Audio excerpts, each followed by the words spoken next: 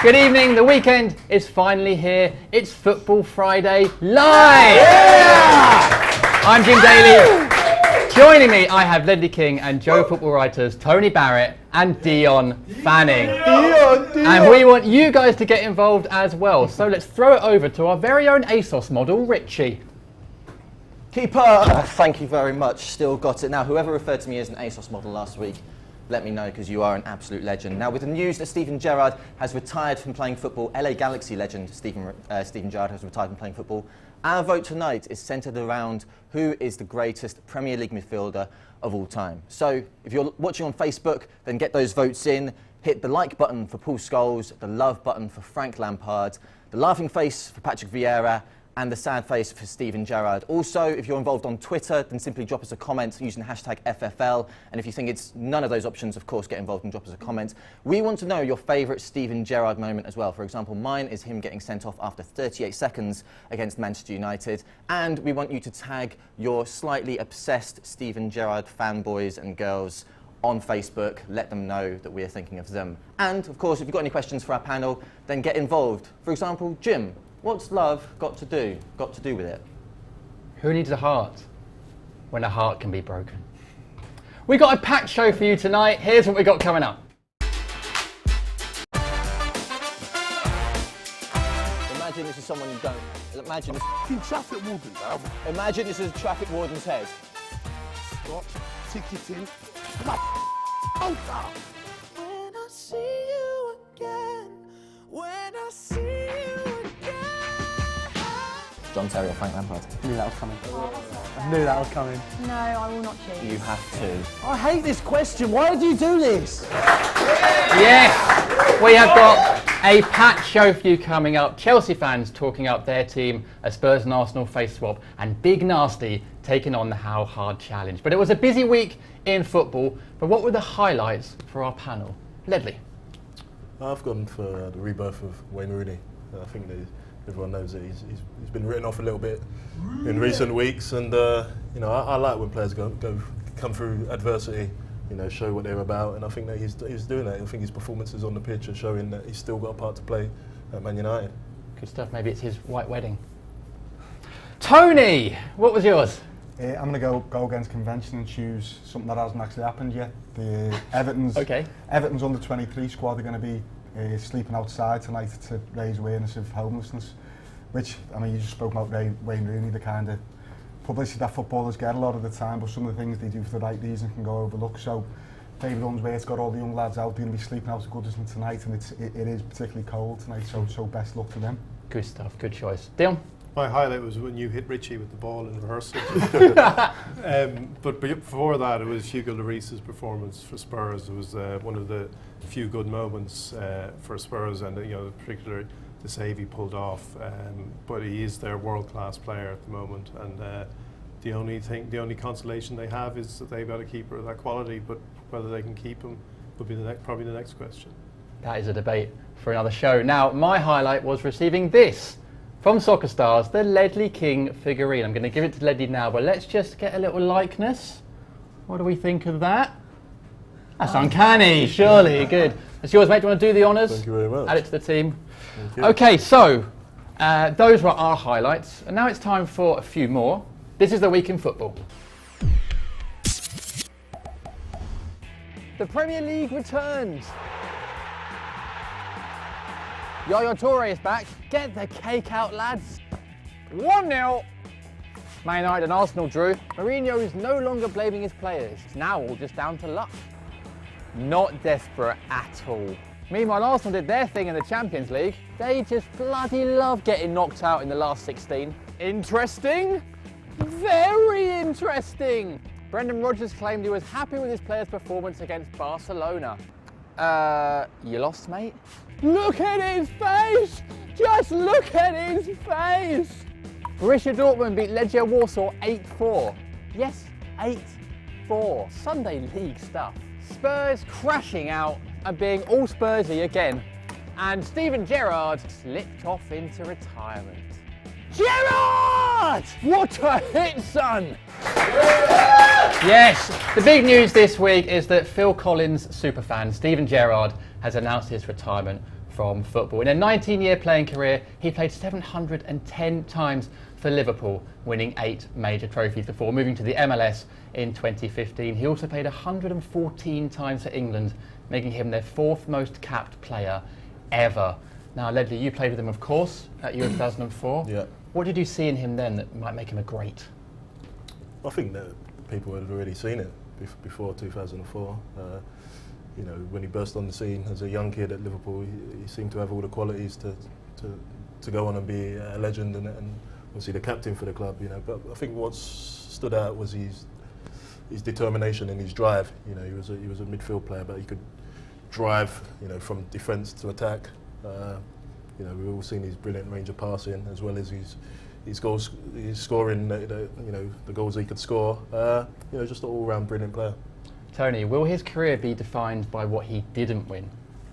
No, I mean, obviously that's the big learning omission, the league title, and it was the one he wanted more than anything else. And for him to be involved as he was in it not happening, the slip that everyone still talks about, and it's something that still hurts him, as he's admitted since then. But when you've had a career that he's had, a young lad who joined Liverpool at 8-9 years of age, goes on to become captain, play more than 700 games, I think it was around 200 goals, more than 100 England caps scored in the FA Cup, League Cup. You know, it's not bad. You've got exactly Champions League finals. You look at all the achievements he's had. He's lifted the European Cup as captain of Liverpool. I don't think you can define it by one thing that he didn't win, however much he might have wanted to. Is that because of the slip as well, though? Because he was so closely associated with this event, where it seems that's what cost Liverpool the title. Yeah, it's unfortunate for him that, but I think Liverpool lost the title in other ways that year. Kolo Toure made a mistake at West Brom that cost him a couple of points.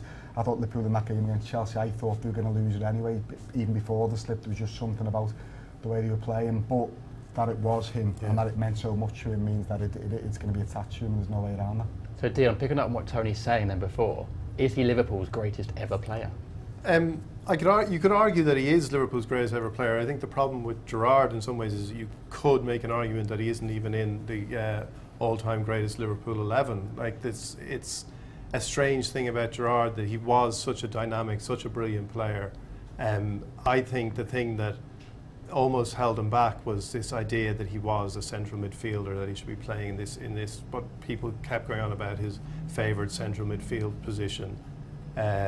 When his best times for Liverpool came when he wasn't in that position in 2005, 2006 when he played wide on the right, and in 08-09 when he played behind Torres, and that's when his strengths were at their most he was most dangerous for Liverpool. The thing he couldn't do was control a game and do the things that other people at Liverpool did, and I think, you know, Istanbul in 2005 was the perfect example of the Steven Gerrard career.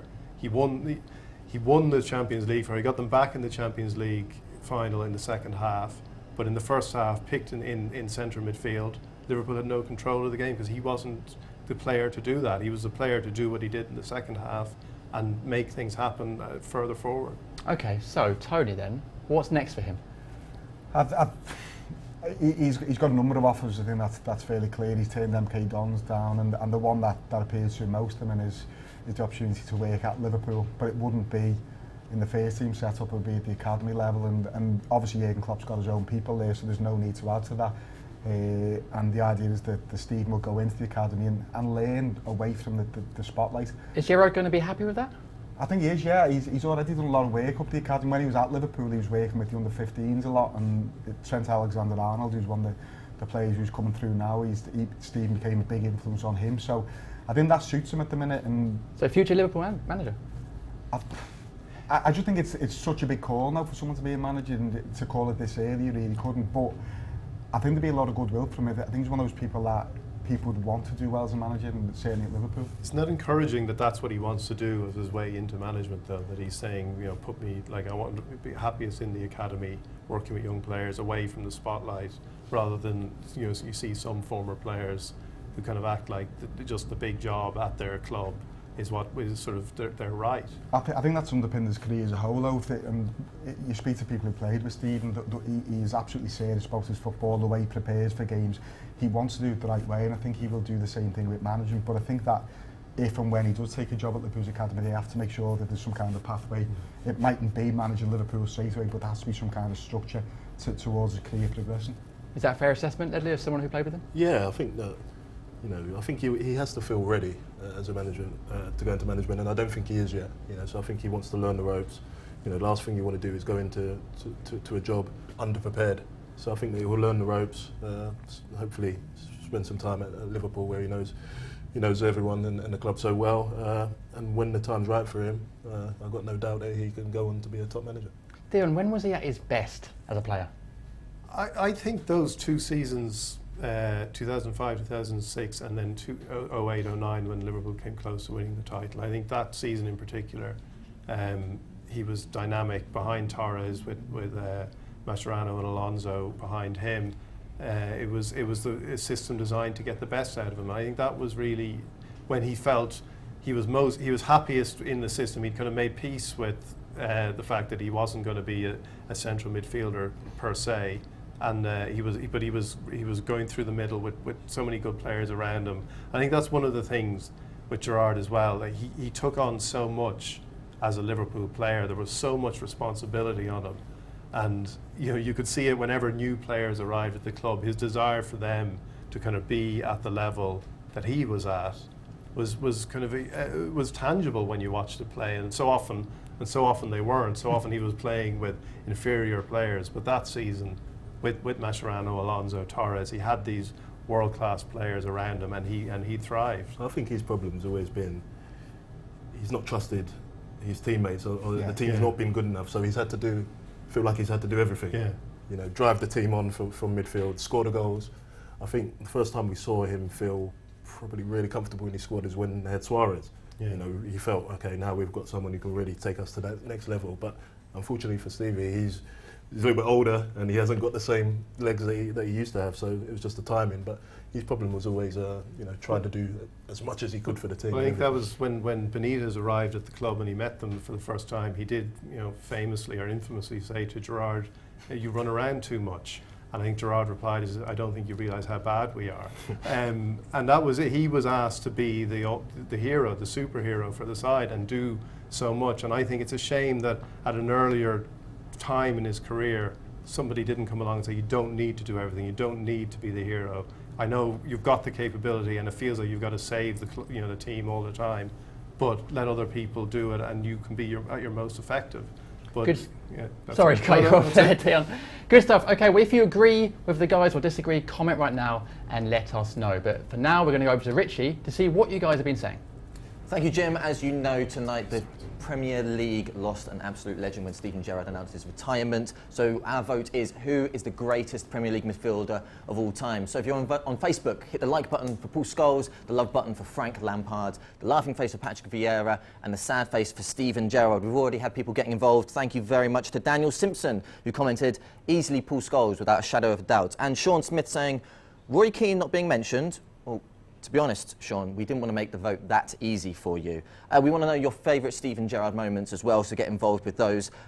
George Padfield has come in and commented with the inevitable, the Gerrard slip is his favourite Gerrard moment. And we also want you to tag your friends who might have a slightly unhealthy obsession with Steven Gerrard. We've had a question from Ross Platt.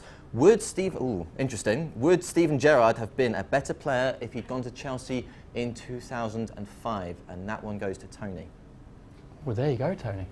Would Mourinho have been the perfect manager for him? I'm not sure whether he would have. I know Stephen thinks he would love to have played under Mourinho. The argument for me is that if you look back in hindsight, not during Chelsea career-wise wasn't the best decision for him, because he would have won a lot more, which is probably the most important thing. Would he have been a better player? I'm not sure. I think there was something about playing for Liverpool that brought out the best in Stephen that wouldn't have happened at other clubs. Good stuff. Right, don't forget that we have got grime superstar Big Narstie later on taking on our How Hard Challenge. Base kick. Pow! Whoa! Your boa. Remember this Cantona. absolute beauty. Jesus. Powers of Cantona. Pow!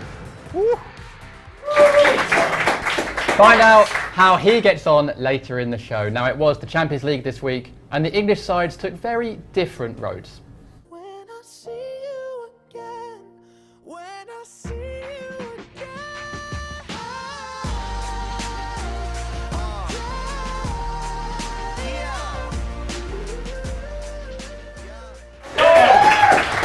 Yes, the English coefficient took another hit as Tottenham crashed out of the Champions League. Ledley, it's not good enough, is it? Especially considering the group they were handed.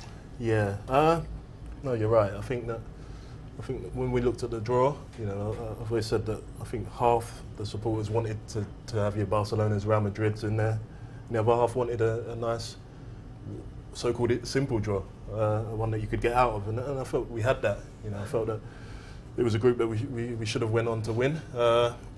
So yeah, it was very disappointing to be out of a competition that you work so hard all season for, and now to be out at the kind of first hurdle is really disappointing. Now, Pochettino said that Spurs are going to have to make changes to progress further in Europe next season, Tony. What are those changes? Well, whatever they are, they're too late, and I think Pochettino would agree with that. I think Spurs need to do more in the summer. I think they need to have more variety to their attack in particular, probably a little bit more quality in certain positions. If you looked at some of the players that came in when he did make changes, they've been found wanting at that level. But I think we've got to be a little bit careful as well, because there are subtle changes, there are improvements that are needed, and I don't think Spurs did enough, as I say. But Spurs still unbeaten in the Premier League, and there's not everything wrong. There's just little bits where you think they should have been improved, and they should be looking to that in January now. Eric Dyer's been struggling for form. Dion, is he not as good as we thought he was?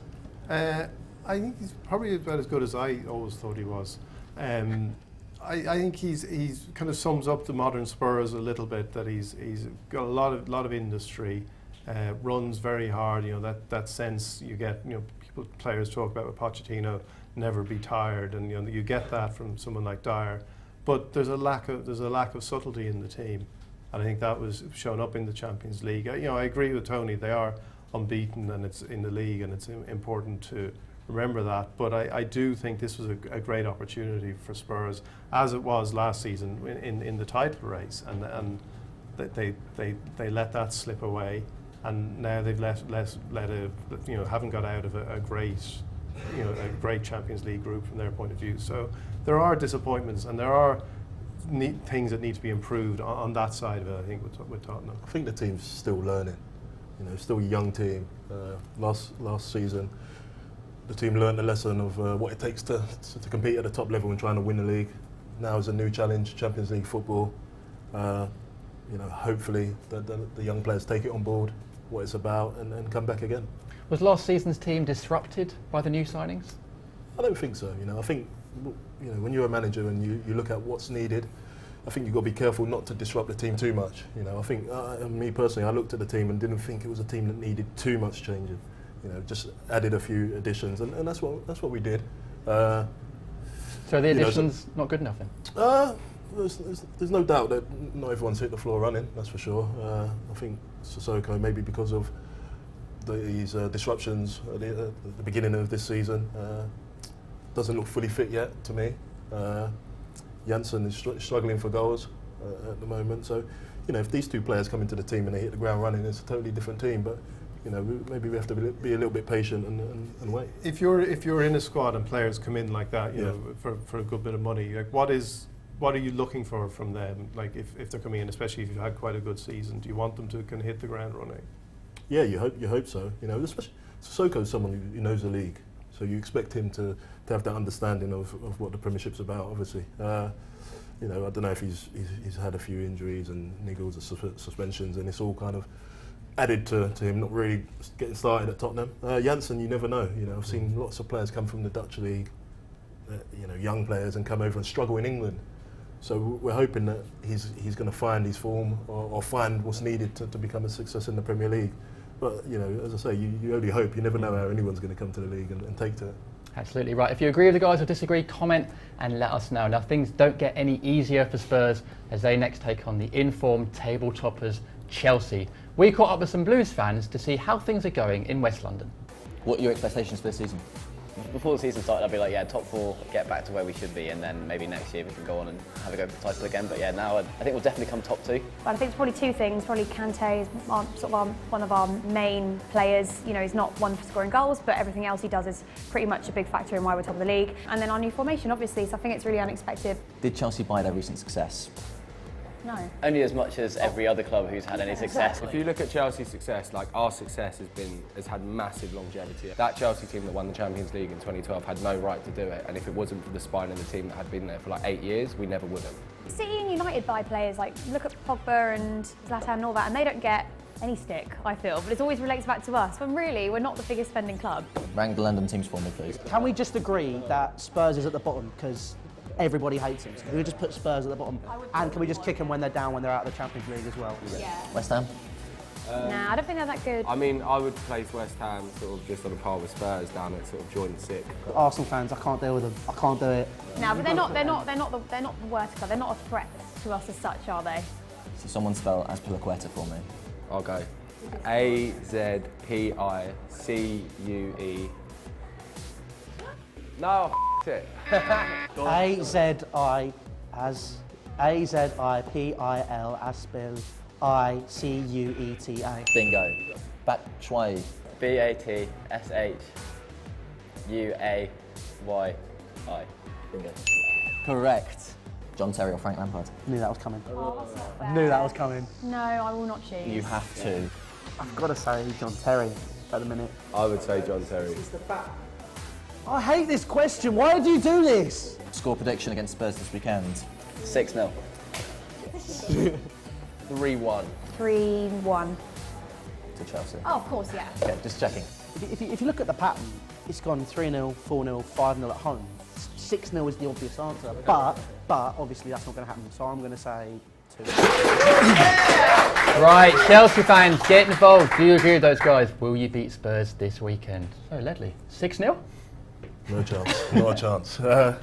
You know, I actually think that it's a good game for Spurs. Obviously, we all know Chelsea are in fantastic form, but you know, as we said, the Spurs team are still unbeaten. They want to keep that record. That record's under threat, though. Haven't won at Stamford Bridge 29 years. That's a horrible record, that is, yeah. And I've been a big part of that myself. So,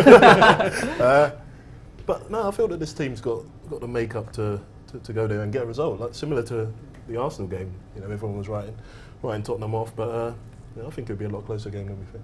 Tony, how did Conte turn Chelsea into title contenders?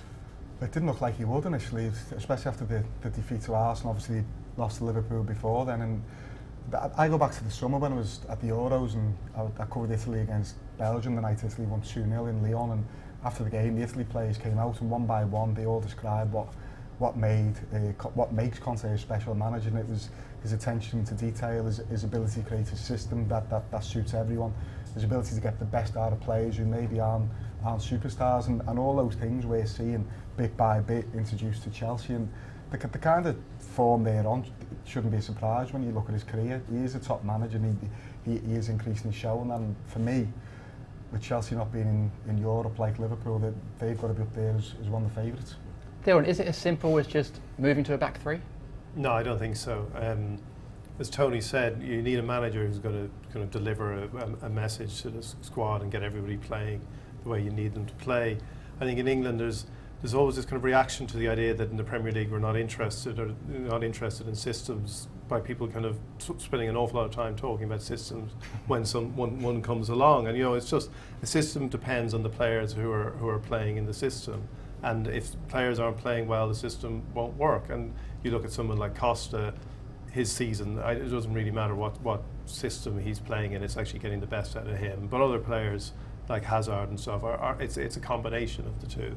And I think that's the thing. What the job Conte has done to get the players to believe in that, in what they're doing, is more important than you know. Brendan Rodgers a couple of years ago was playing 3 at the back, and Liverpool spent a long time. You know, there was a number of articles praising him for doing that, and I think they lost to Manchester United that weekend. So you need to be careful, because there are flaws. There are flaws in every system. There's flaws in the back three, as Ledley would. So you've played in them, and you know. I played in back threes, and you know, I've always said that you need your defenders to be able to defend down channels. But you know, to be fair, I've not seen the Chelsea defenders having to do that too much. So I think, like Tony said, I think that Conte does a fantastic job of drilling them on the pitch. You know, every single player knows their job. And I think what's great is when you've got a manager that looks like he's in it with you. Yeah. You know, that makes a big difference. So the players are playing, they're playing well. the manager's loving the way they play in, and it just brings everyone together. But do you think Pochettino will also be looking at that system and saying, there are ways we can hurt them? Yeah, for sure. And you know, we saw Tottenham go there and go to Arsenal and play a back three. You know, will they be brave enough to go and do that again? We saw what happened to Everton when they tried it. You know, maybe Pochettino has a bit more faith in his players that they can go there and do that. And you know, I think the way Chelsea are playing at the moment, you've got to go there and try to cause their system some problems. You've got to look to try and cause them some problems in there. Can they maintain it? Can they win the title? Can Chelsea? Yeah, of course they can. You know, they're a strong team. Like Tony said, no European football is going to be a big help for them. And they've got fantastic players. When you've got Hazard and Costas playing in the form they're playing in, then yeah, of course they can. Good stuff. Well, if you agree, comment below, Chelsea fans, and let us know if you think your team can win the title. Now, it's a big up to Leicester. After completing the Premier League, they're on their way to completing the Champions League as well. Right, guys, who's going to be bold and tell me that Leicester can't win the Champions League? Tony? They definitely can't win the Champions League. The first good team they need to go out, and that's no disrespect to Leicester, and they've done wonderfully well. They've taken to the Champions League as you would hope Premier League champions would. But you just get that feeling when you look through the squad, when you look at the limitations. We've seen the quality. They've had one miracle. You don't tend to get two miracles, especially on the space 2 seasons. If they come up against an Atletico Madrid, a Real Madrid, a Barcelona, you just can't see a way that they can get through. Okay, well, Arsenal look like they're on the way to securing their usual Champions League second spot. Olivier Giroud scored his second goal in 2 games. Dion, he has to start for Arsenal, surely. I don't think so. I think he kind of sums up the problem for Arsenal in that they don't look to have too many players who really know how to score goals when he's not on the pitch. But when he is on the pitch, the way they play is effective because he slows things down. He doesn't allow Arsenal to play with the fluidity they have without him. And again, you come back to this problem, this perennial problem with Arsenal, that they haven't signed a real world-class striker. Suarez, like I think signing Suarez in when they offered 40 million and a pound, that was the year to actually, if they'd signed Suarez, that would have been a transformative thing for Arsenal. We were talking, Griezmann the next season, when he went to Atletico, that's a player you would have expected Wenger to know about in previous seasons. So these opportunities to get the really great forward that would make a difference have been missed, and instead they're stuck with Giroud, and he is the only player you saw at Old Trafford. He's the only player who kind of looks like he's going to score a goal, but he doesn't score enough of them to make his limitations worth it. Who's the other guy that they brought in? The other striker?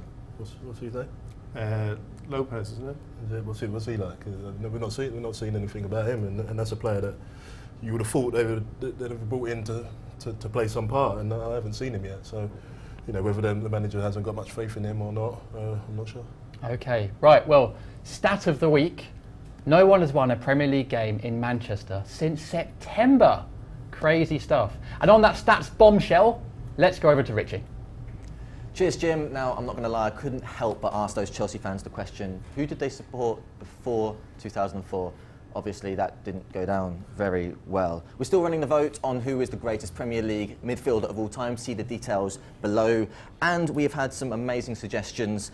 Mark Maguire has commented in saying, Roy Keane, the end, echoing the sentiments of a lot of you getting involved. As I said, it would be far too easy if we put Roy Keane into that vote. And these 3 comments are probably my favourite of all time. Grant Patch Williams has said, Eric Djemba, Manchester United legend. Why hasn't he been voted as the greatest midfielder of all time? Michael Watson, where is the option for Sir John Joe Shelby? And Kevin Bannon, Emil Heskey.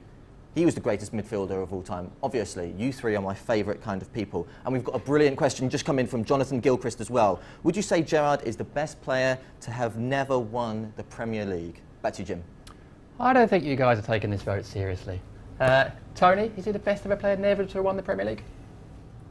Luis Suarez never. I think you can go through, there's probably a few who've been at Liverpool to live with a team that's missed out most.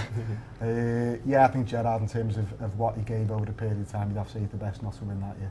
Good stuff. Okay, well, you may have missed it, but this Wednesday was the 20th anniversary of one of the strangest moments in Premier League history. It was 1996, and the then Southampton manager, Graham Souness, picked up the phone and got a phone call from what he thought was George Weah. It was actually the agent of an unknown player called Ali Dia. He signed him, but it turns out that Dia wasn't Weah's cousin, and he wasn't very good.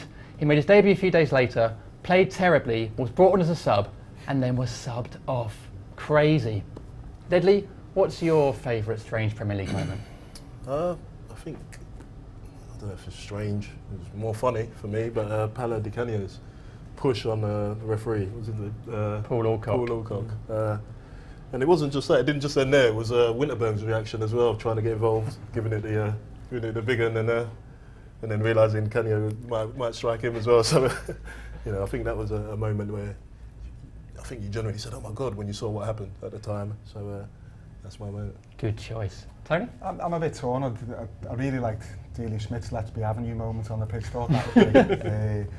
But in terms of game, I was at the infamous beach ball game where Darren Bent scored past Pepe Reina with a shot that deflects off a beach ball that a young boy had thrown onto the pitch. And it was a Liverpool beach ball? It was Liverpool beach ball, and the worst thing about that is the referee, I think it was Mike Jones, didn't know the rules, because obviously it should be disallowed, but it was allowed. And that's probably the strange things I've seen on the pitch.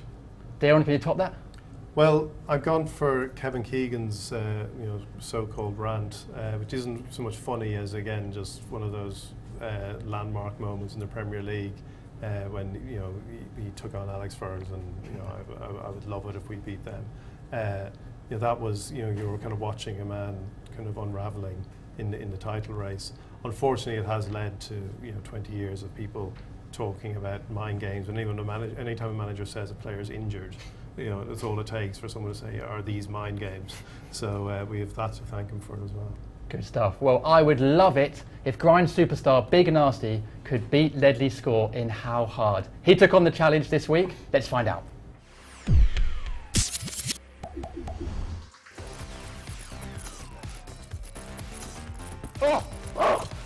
Hey, daddy! I am with undoubtedly one of the most inspirational people I have ever met. Tropical, right hand, move it like you're swimming. Get gas, baby, then you put your hip in. Big Narstie is here to do the How Hard challenge. How you doing, sir? This, man. Gotta bang this one there. Yeah, are you going to beat the very top score that we've got of 71 miles an hour?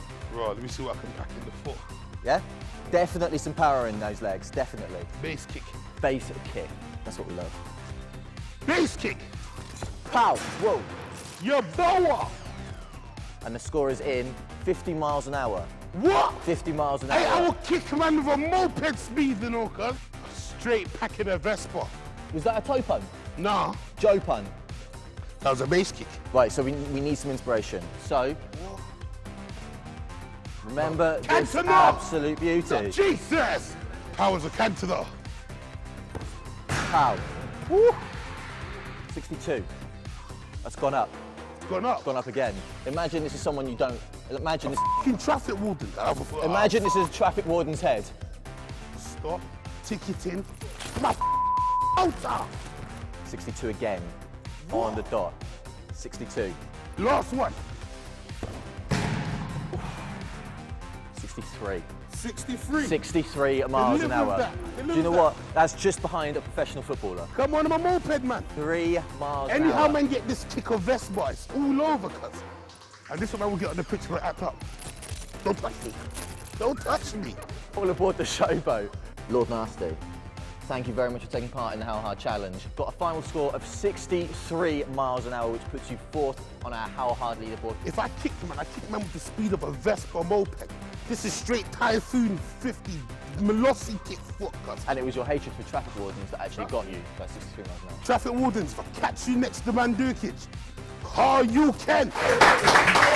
Yes. Thank you. Thank you to Big Narstie for taking part. Decent left peg that, wasn't it? Not bad, yeah. The left foot's always pretty sweet, isn't they? But I'm going to have to try that traffic warden one. I think I can get better with it. Okay, you've only got a minute left to vote on who you think is the best ever Premier League midfielder. But before you do that, our panel are going to let you know their thoughts, starting with Dion. Roy Keane.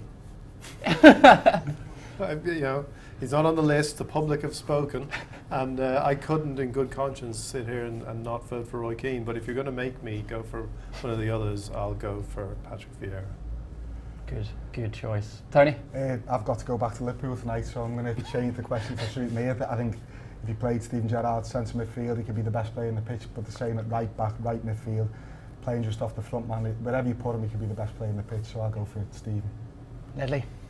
So I'm going to go for Scholes then. I think a little genius. He wasn't as physically blessed as the two other players, but in terms of trying to get close to him on a pitch, trying to get the ball off him, it just couldn't happen. A little genius, as I say. So Scholes for me. He loved a foul as well, didn't he? Yeah, he loved the foul. He could look after himself. He was a tough lad as well. He was small but tough. Good stuff. Right, well, let's go over to Richie to find out who's won the vote. Thank you, Jim. Yeah, a lot of you have been getting involved. A lot of Frank Lampard fans as well. John Howlett has said Lampard was far better than Steven Gerrard and scored more than some strikers but never got the recognition. And Joe Bryan has said that Gerrard has always been in Super Frankie Lampard's shadow. I wonder if he supports Chelsea. Now, the vote result is in. And coming in at number 1, you voted the greatest Premier League midfielder of all time, apart from Roy Keane, was Paul Scholes. So congratulations to Paul Scholes. And we've got one question from Max Moran. Where does Lasagna Gate rank on the Premier League's strangest moments, Ledley? Do you know, it wasn't actually lasagna. Really? It wasn't. No. What was it? It was just a bug. Oh. I think. Did you have lasagna? Did you have it? No, I wasn't there. I wasn't involved at the time, but there was no doubt the players were sick, and yeah, the timing of it. Last game of the season when we're trying to get full. Very strange. So yeah, but I don't think it was lasagna in the end. I think it was just a bug that spread around the team. Well, there you go, myth busted. And that's it. Thanks for joining us. We hope you're suitably warmed up for the weekend. Thanks to Tony, Ledley, Dion, and to you guys. And thanks Stevie G for Istanbul, that goal against West Ham, and that slip. You usually have time to go and watch Phil Collins now next summer. See you next week. Whoa, wait, guys, wait. The video's about to end. Get ready to hit subscribe right here, now.